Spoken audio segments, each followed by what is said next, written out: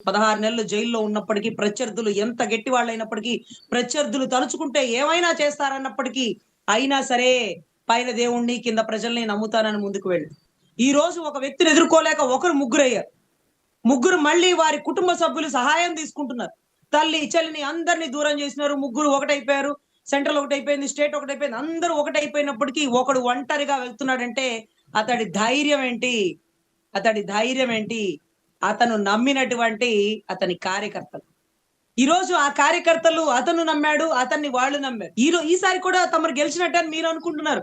11:45 నుంచి రాత్రి 2 వరకు జరిగిన ఓటింగ్‌లో ఆంతర్యం ఏంటంటూ పరకాల ప్రభాకర్ తీసినటువంటి 'ది వైర్', 'ది వైర్' పుస్తకం గురించి ఏం మాట్లాడుకుందాం అధ్యక్ష? అంటే సాయంత్రం 6 నుంచి కళ్ళు పెట్టాల్సినటువంటి 3500 బూతుల్లో కళ్ళు పెట్టి తాళాలేసినారా? తాళాలేసించాడు కెమెరాలు పెట్టినారా? కెమెరాలు పెట్టిన దగ్గర టోకెన్స్ ఇచ్చినారా?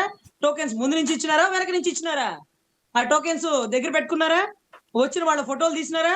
6 నుంచి 2 వరకు వాష్‌రూమ్ కూడా పోలేదా అధ్యక్ష? పాపం షుగరు, బీపీ ఉన్నోళ్ళు 9 కల్లా తినేయాలి కదా! అంటే లైన్‌లో కూర్చున్నారా? పడుకున్నారా? కుర్చీలేసుకున్నారా? ఇవన్నీ కూడా ప్రజలు ఆలోచిస్తుంటే అబ్బా! మా జగనన్న మళ్ళీ కూడా ఓడిపోలేదు. మళ్ళీ కూడా ఓడిపోలేదు. వాళ్ళేదో గెలిచినారు. తిమ్మిని బమ్మెని చేసి పోలీసుల్ని దగ్గర పెట్టుకొని ఏదో చేసేసినారు. అంటే ముగ్గురు కలిసినా ఈ రోజుకి జగన్ గారిని ఓడించలేదు. అంటే అంత గట్టిగా కార్యకర్తలు నిలబడ్డారని మీకు కూడా తెలుసు. దివాయిర్ వచ్చే వరకు రాష్ట్ర ప్రజలకు పెద్దగా తెలీదు. ఏమన్నా ఓడిపోయినాడేమో మా జగనన్న అనుకుంటున్నారు. ఓడిపోలేదు. జగనన్నతో దొంగ ఓట్లు వాళ్ళు అవతలోళ్ళు యేసుకుంటేనే జగనన్నని ఓడించగలిగినారు. ఇట్లాంటి వ్యక్తి ఒంటరిగా అంతమందిని ఎదుర్కొన్న వ్యక్తి అతని సైన్యాన్ని చూసే ధైర్యమే కదా! అతని సైన్యం ఉన్నారనే ధైర్యం కదా! ఆ సైన్యాన్ని గురించి, ఆ సైన్యం ఇంట్లో ఆడబిడ్డల గురించి, ఆ కార్యకర్తల గురించి మీరు మాట్లాడే ధోరణి ఇదేనా? ఇదేనా మీ అనుభవం? ఇదేనా మీ జర్నలిజం? సో, మీరు కూడా ఓపెన్‌గా చెప్పండి. మీరు ఏబీఎన్నా? సీబీఎన్నా? ఏబీఎన్నా? సీబీఎన్నా? మాట్లాడుకుందామా? ఏబీఎన్ అయితే మంచి జర్నలిస్ట్‌గా పనిచేయాల. సీబీఎన్ అయితే చెక్క భజన చేయాల. సీబీఎన్ అయితే చెక్క భజన చేయాల. టీ5 నాయుడు గారు చెప్తుంటారు చూడండి. మేము ఓపెన్‌గా టీడీపీ ఏముంది దాంట్లో అబద్ధం ఏముంది అంటారు కదండీ. మీరు కూడా చెప్పండి మేము ఏబీఎన్ కాదు సీబీఎన్.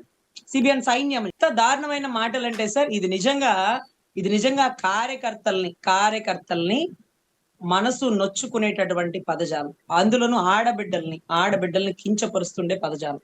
ఇది ఆయన మాట్లాడదగినటువంటి మాట కాదు. మాట్లాడదగినటువంటి మాట కాదు. అంటే చంద్రబాబు గారింట్లో సతీమణే ఆడబిడ్డ గాదు. అదే మాదిరిగా జగన్ గారింట్లో సతీమణే ఆడబిడ్డ గాదు. వాళ్ళ కోసం పనిచేసి, వాళ్ళ ఆ స్థాయిలో కూర్చోడానికి కారణమైనటువంటి కార్యకర్తల ఇంట్లో అందరూ ఆడబిడ్డలు.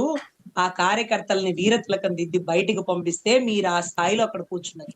ఆ ఆడబిడ్డల గురించి ఈరోజు మీరు మాట్లాడినటువంటి మాట భార్యలు కాదు చెల్లెళ్ళు అంటే పెళ్లిళ్లు చేసి బయటకు పంపించేస్తారు వైసీపీ వారు. అంటే అంత తిక్కలోళ్ళ, అంత అమాయకుల, అంత తెలివైన వాళ్ళ. సో దయచేసి ఇటువంటి పదజాలం వచ్చినప్పుడు వెంటనే డిలీట్ కొట్టుకునేంత సిగ్గు మీరు పడినప్పుడు అదే సిగ్గుతో బయటకొచ్చి పొరపాటున మాట దొర్లింది. ఇది నా ఏబిఎన్ లో రావాల్సింది కాదు.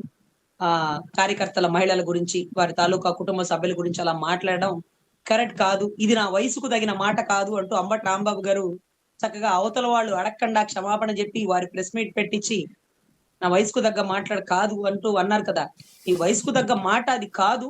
పొరపాటున నా ఛానెల్‌లో దొర్లింది. మాది ఏబీఎన్ఏ, సీబీఎన్ కాదు. సీబీఎన్ కాదు. మీరంటే వైసీపీ అభిమానులు. మరి మేము ప్రజల అభిమానులం. ప్రజల ఛానెల్ మాది. అంతేగాని ఒక టీడీపీ ఛానెల్, ఒక పచ్చ ఛానెల్, ఒక సీబీఎన్, ఏబీఎన్ కాదు. అంటే కొంత వేరియేషన్ ఉంటది కదండీ! దయచేసి ఇట్లాంటి విషయాల్లో ఒక చదువుకున్న విద్యావంతులు మహిళల గురించి ఇలా దుర్భాషలాడకూడదు అని నా వ్యక్తిగత భావన అండి. ఓకే. Thank you madam. మీ అంశాల మీద మీ విశ్లేషణ అందించినందుకు ధన్యవాదాలు.